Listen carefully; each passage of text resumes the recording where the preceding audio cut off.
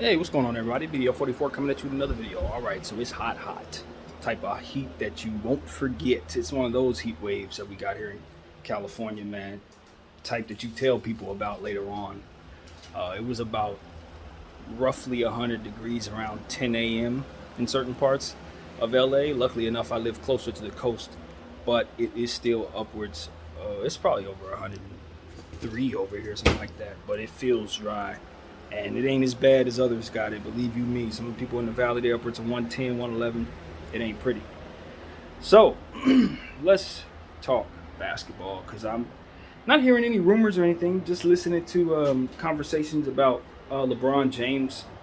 And, certain people are saying he needs to adjust his game if Russell Westbrook's going to return to this team. I think the adjustment that he needs to make is not one that he's going to be able to shift into. That's the problem. It's like, it's very easy for people to say you're LeBron James, so just turn into whatever you need to. But what he needs to turn into in order for Russell Westbrook to play better is for him to turn into a 42, 43% three-point shooter. And with the volume that he takes already, that's not real. You're not asking him to do that. That's what needs to happen in order for him to fit better with Westbrook. He needs to increase his three-point shooting percentage. Now, that doesn't equate necessarily to Bron playing better, in my opinion, because he doesn't need to be thinking about his efficiency from behind the arc as it pertains to using that as a weapon in his game. So, you see what I'm saying? It's like he don't need to be thinking about, can I hit this shot? Can I hit this shot every time he takes a three? Because that's not what the three is for him. So adjusting his game, and this is just my opinion, adjusting his game means that he has to step out of his game completely. And that's going to turn him into somebody else completely. And so in order for us to effectively make this team make more sense, one of those guys cannot be on the team. It's the same dynamic with THT. It's why we had to relinquish THT at such a low value, because it was absolutely understood that he did not fit with Bron, and one of them had to go. Never mind Westbrook. He didn't fit with Bron. And so, that's what it really came down to. I think the Westbrook aspect of the situation makes it just the same. Westbrook and Bron don't fit. THT was just a third piece to that. It's the same dynamic. As long as those three guys couldn't shoot the three as well as they need to in order to be considered shooters or at least three-point shot makers, it's not going to work. So that's just what it is. We already got rid of THT. Now we need to get rid of Westbrook. We understand that, but the situation's still the same. Nothing's changed. Ain't no sense in me getting into a redo of the same spiel that I sing every single day. I think I'm gonna give you guys a break on the same spiel. It's one of those situations for me where now I'm just looking at the Lakers and I'm saying, okay, I'm looking at pictures of guys who are, kind of working out with one another and kind of running around in the training facility. I think that what has stood out for me is the weight that some of the guys have put on, and I think that's in a very good way. Not heavy, uncomfortable, weight that's going to ultimately weigh them down and make them injury prone, but the type of muscle that's going to help them bull through the season. And that's what we're looking for. Agility from some of those new guys that we got.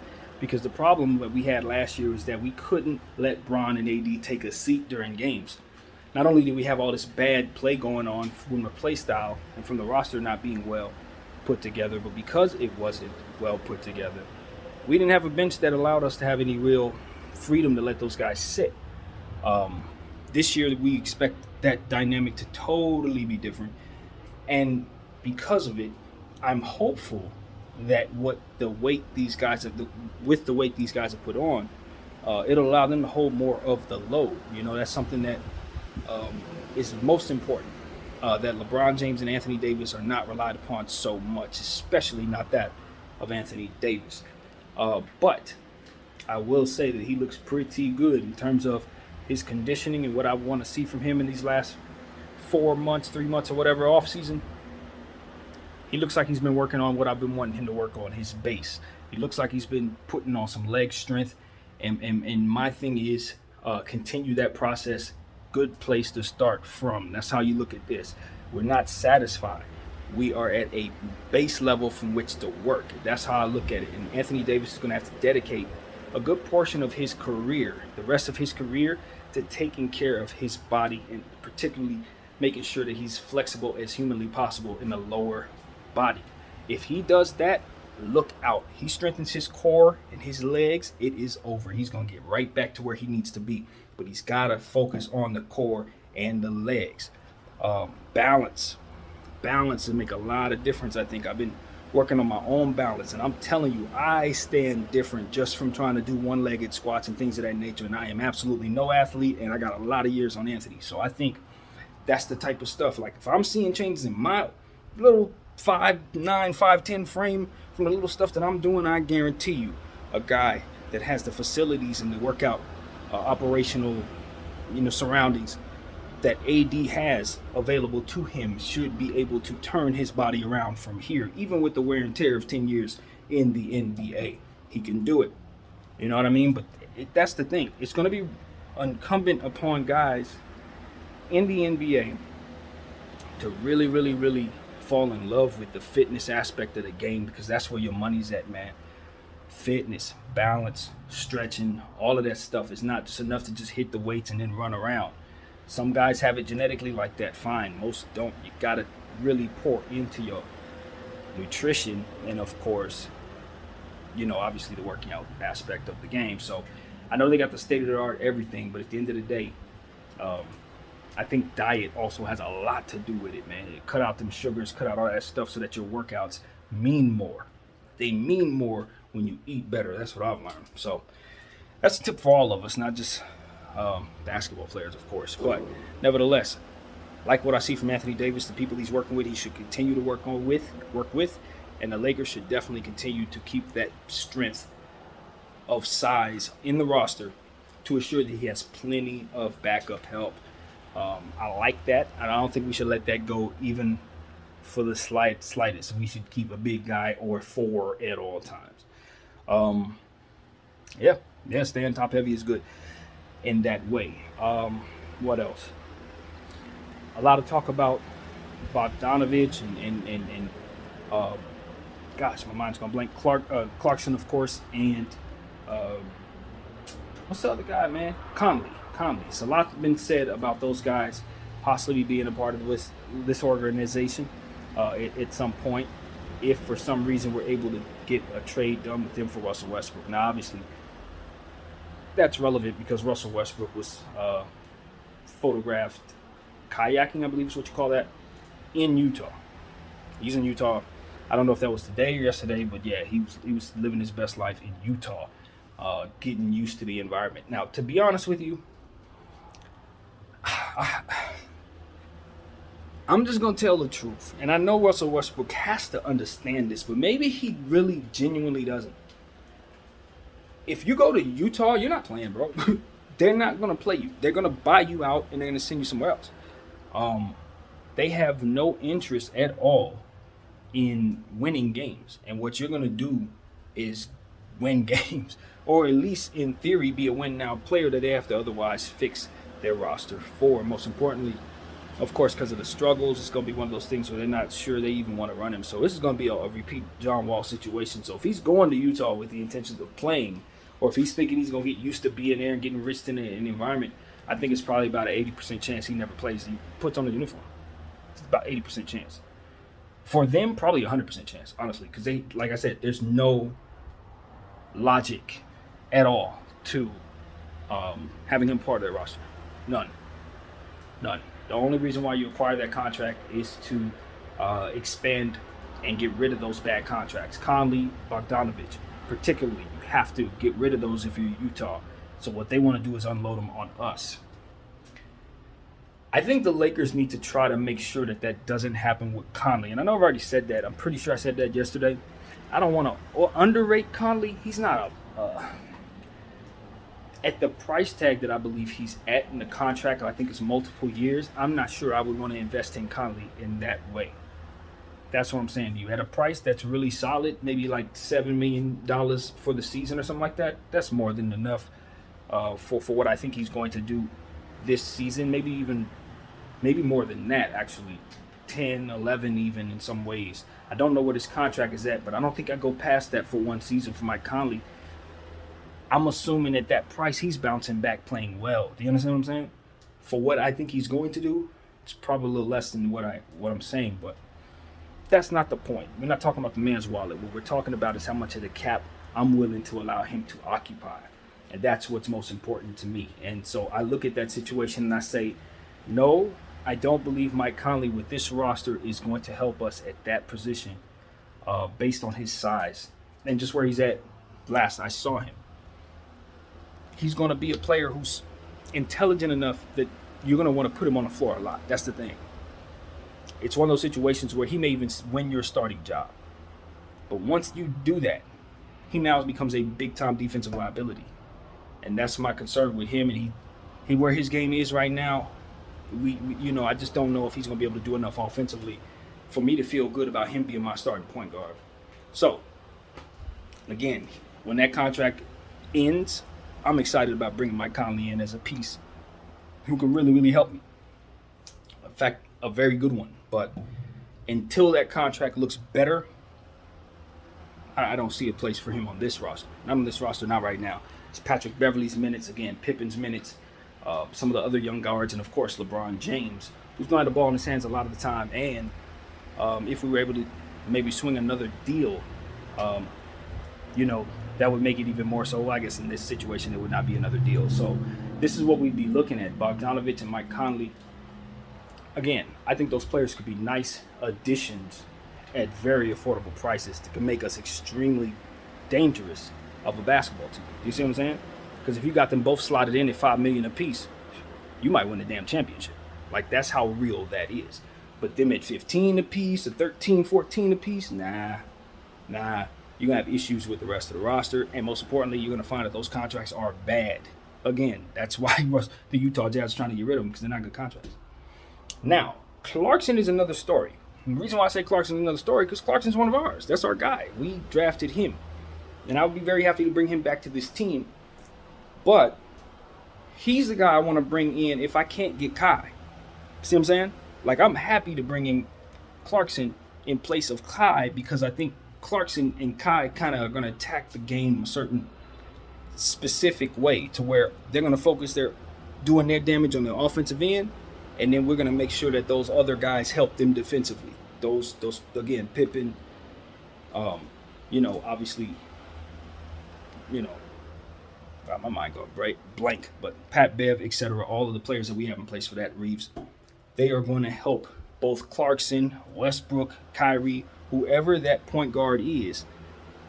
In the Lakers' vision, it should be just the same, because they're a non-defensive point guard who are going to have the help from those guys. So Clarkson fits, basically. He fits the vision. And to a point, I guess you would say Conley does too, if you want to replace him with those, as that piece. But I don't love him as that piece.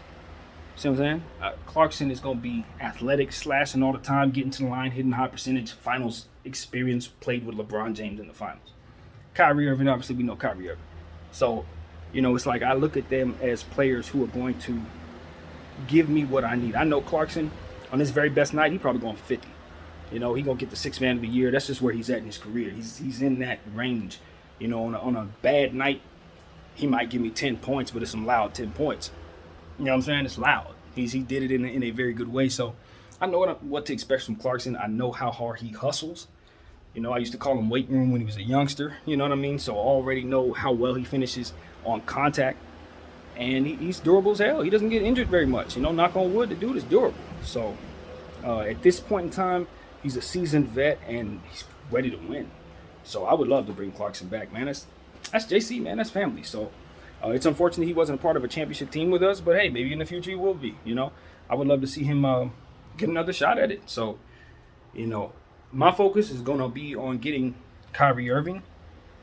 But if for some reason Kyrie signs an extension, my next vision is for us to just do the deal and make sure Clarkson's a part of it.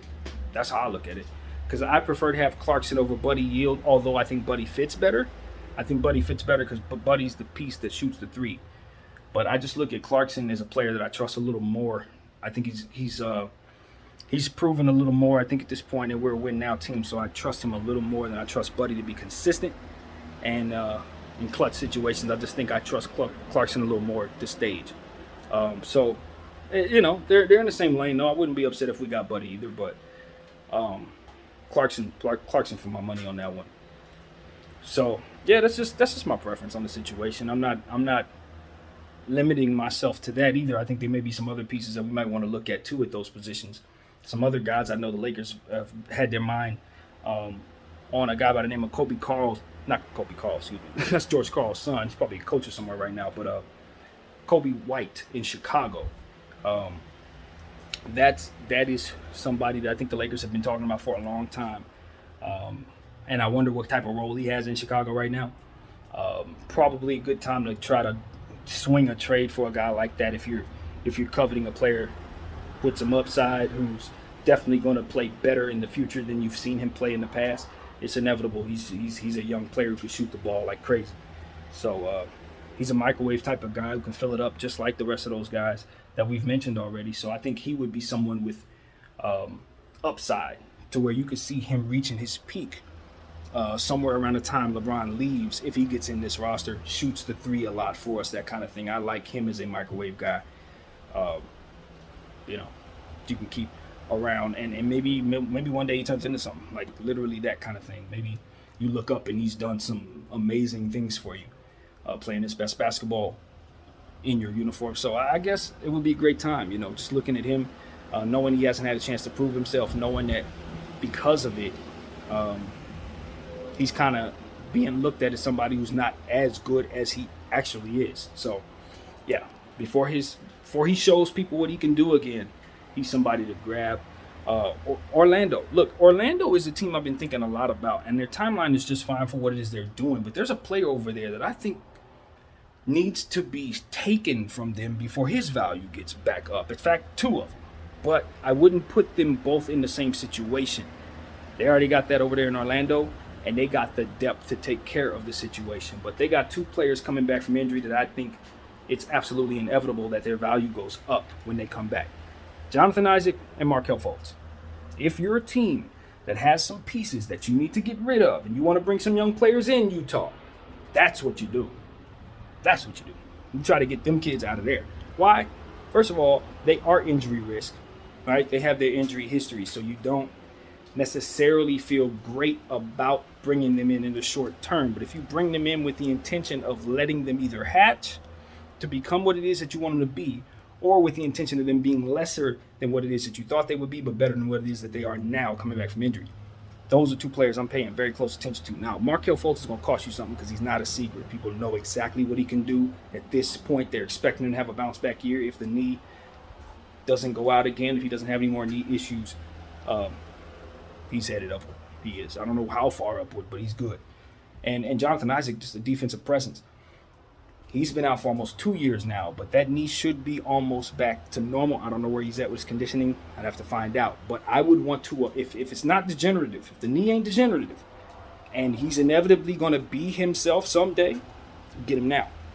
You get him now. You get him now, and even if you have to sit him for the season, you get him in. Because what he's going to do is be an anchor for your defense on the wing, where it's so hard to get these guys. He's one that's coming back, and you can get him for the low.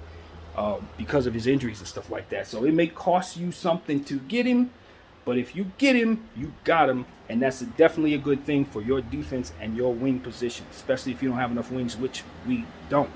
So, Jonathan Isaac,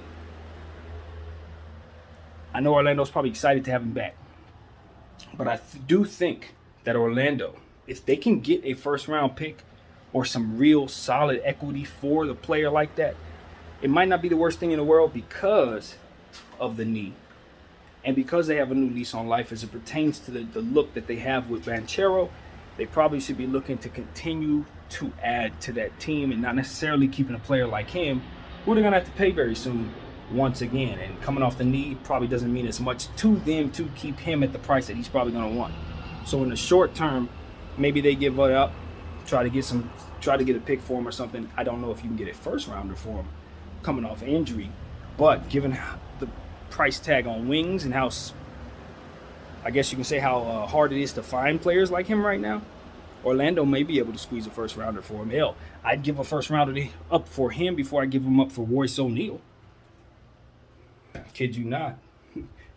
I like, Royce O'Neal is, maybe he shows up in Brooklyn and does some great things, but let me tell you, I would have gone for Jonathan Isaac if that was on the table. No question about it. Even coming off injury, I would have did that and just rolled the dice. But so we'll see if that would be a possibility. Orlando may very well not have any interest in giving him up. So that's just me talking. They got 2 big-time players coming back from injury and a bunch of players in that position already. That's the point. With Franz Wagner in place, do they really need Jonathan Isaac coming back, taking minutes from him like that? I don't know. Still got Okeke in place. You still obviously got the guards that we're talking about, all 3 of the young guards. So, Banchero. The minutes may not necessarily be there for those guys. But, again, as I said at the very beginning of Orlando's situation, they're probably the best roster for those guys coming back from injury because they have so much depth at those positions. So, it may be a perfect storm for those guys to stay put and just be a part of a fantastic bench this season, which would make the Orlando Magic, in my opinion, maybe a team that risks to win 33, 35 games, possibly. I'm cautiously optimistic that Banchero is going to come in ready. And if that's the case, this could be a situation where they may be looking to rely upon those players in some ways. But then again, if you're relying upon those guys, wouldn't it make sense to want them to be more of a healthy body, maybe healthier bodies? So, I don't know. That's just how I'm looking at Orlando. They don't have to necessarily do anything right now. Everything is pretty much a go for them in terms of starting the season. So, that's just my mind going in different directions. There was something else that I heard, too. It's another player that I think it was Kenny for real who said somebody was up for being traded possibly, and I thought it was very interesting. Because essentially what he was trying to figure out is who's a star that's most likely to get traded. And I think he said Shai Gilgeous-Alexander. I found that to be fascinating because it never really crossed my mind to really trade Shai because of his timeline. He is just as young as the rest of the team. Even though he's been in the league for, 5 years now, he still came in very young. But at the same time, Kenny made a good point to say that he started his career in the playoffs. The Clippers were making the playoffs with him there. So after 2 straight years in the playoffs, then going to an OKC team that's just continuing to purposefully tank to rebuild, and then you get this situation with Chet, it's like this is a completely lost season, and you can project next season will be a lost season too. Just off the sheer strength of him coming back, and they still going to have a bunch of kids on year 2. So would it make sense for them to trade Shai? That big contract that he has is pretty hefty. Doesn't really fit their timeline as a contract. And that's a funny thing, but yeah, guys can be a certain age that fits the rest of the roster, but their contract is so expensive that it doesn't fit the timeline itself. Like, we're not winning now. Why are we spending $160 or something? $160 million or something? That's the problem the Kings have with De'Aaron Fox. Like, y'all not ready to win necessarily. Which is why the acquisition of Domantas Sabonis took place, because they needed to change their timeline from what it was to what it needed to be in order to make that contract make sense. So this is another one of them situations with Shai where it's like if they're playing the game the right way, they may look to move on from Shai because his contract doesn't make any sense for their timeline, even though his age definitely does. So it's tricky, but if you see him as an OKC lifer, you just keep on paying him until you get good and he's a part of it, and that's it. The question is he okay with that? That's the question. Is he all right with that? Is he up for the $500,000 specials? $500 million special is what I call it. The Donovan Mitchell, Dame Lillard. But see, Donovan got his bag and then he left. Didn't necessarily, wasn't his choice, but like you could clearly see like that's a path. He got his. Bradley Beal, maybe he could take that route as well. So I think Shai, he has his options. But here's the thing. If I'm Shai Gilgeous-Alexander, I'm excited about the roster. Truth be told. if you want to know what BDF think, I'm excited about the roster if I'm Shea. I don't really care that they're not winning games because I'm a part of this, and I know what they're going to be because everybody's really, really good. So I guess if you're in that locker room and you look around and you see all these lottery picks, maybe you feel better about this situation than, say, going into a lineup full of vets and then having a win now situation where you got to win. You got to play where everybody's, trying to figure out if you're going to make mistakes and things like that. Can you imagine putting him in a Laker uniform and he's following up Russell Westbrook? Now they're trying to see what his game's like, It's one of those situations where it's like maybe he's best in OKC for himself in that timeline despite, the contract being what it is. Because if the owner's happy with the contract, he ain't mad about getting the money. So if it's just a matter of whether or not that young fella is ready to win. And truth be told, I think his best opportunity to win is to stay in a situation like that and continue to get better. With a bunch of guys who are going to get better with him, they're all going to be on a string year 3, year 4 if they can keep enough of them. It's not like they're going to have any synergy issues because they're all on the same page, all the same age. Think Golden State. So if I'm Shea, I know we're getting more guys. We already got Giddey. You already got Williams, both of them. You already got Chet. So it's a lot there to love. I don't need to leave. To go where? To win now for what? I'm like, what is Shea, 24, 23? Yeah, I mean, if you're thinking you want to compete with LeBron James, and yeah, you need to start winning championships now. But I don't think anybody's thinking like that. I think it's more so about your own path and trying to get your own thing going. So if I'm Shea, I'm not, unless I just want to live somewhere else, I'm happy. The roster's good. The timeline is good. The cap situation is going to be what it's going to be because everybody needs to get paid. So, yeah, is Chet out for the season? Sure. But they got a lot of guys that he's going to have fun running with this year. Chet ain't the only one. He's just not. So, I think OKC is still going to be a pretty solid team. And if the owner wants to get rid of the contract, then that's one thing. But if I'm Shea Gilgeous-Alexander, unless I just want to leave, I'm cool. Like, that's how I feel about the situation, to be honest with you. I think he should feel very good in the hands of Sam Presti. That's what I think. And the tank mission just is what it is. He's going to get all the shots he wants. He's going to get all the looks he wants.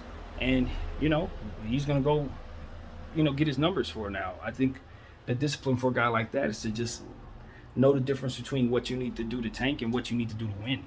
When it's time to hustle on the defensive end and do all the different things, you got to snap out of those losing habits that are just developed during this process, which is what the harm is for any player in the tanking situation. You're just not doing the things it takes to win because you don't really want to.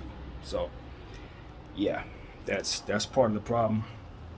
But all in all, you know what I mean? That's pretty much what I have to say about OKC. I think they're going to be, hurt without Chet. It's gonna really hurt what they were projected to look like. But ultimately, they weren't trying to win anyway, so it didn't matter.